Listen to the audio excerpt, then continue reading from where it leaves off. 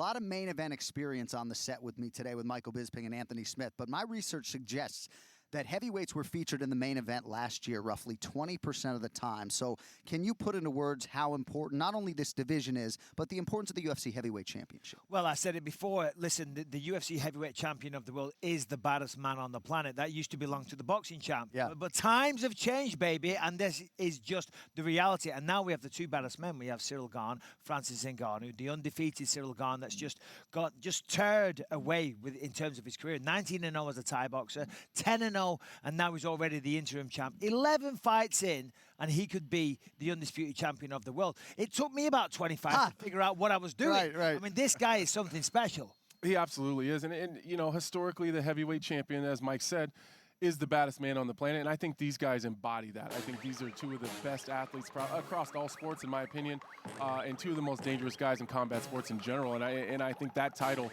is something that's very important to both of these men.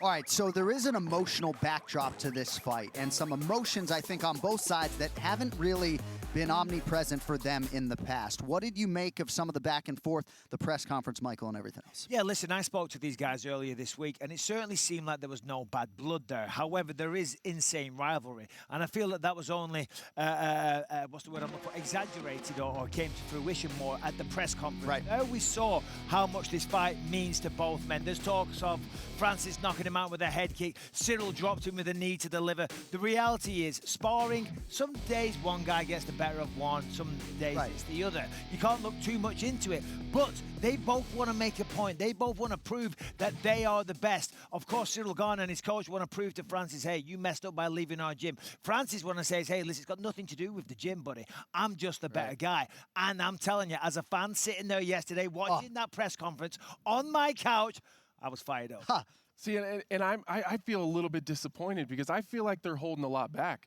Yes. I think that it's deeper, and I think it's more personal than they're willing to admit. And it's frustrating to me because I want to know. So one of those guys got the better of most of those rounds. That's just how it is. That's how training is. I don't look too much into that, though. They know each other's secrets. They know where they go to hide. You know, when in terms of Ciryl Gane, he knows what that power feels like to some extent. Has Francis teed off on him, given him a 100% shot in the gym? I think that's probably unlikely, but he has an idea what that's like. The monster you know is the monster you already know. He's not going to be as tentative as some guys are.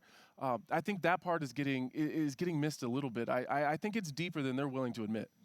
Ciryl Gane was definitely hurt by the fact that Francis would not acknowledge him as a former teammate. Now, I'm not sitting here saying that he's occupying any space in Ciryl Gane's head per se, but Ciryl seemed a little bit hurt with the proceedings at the press conference on Thursday.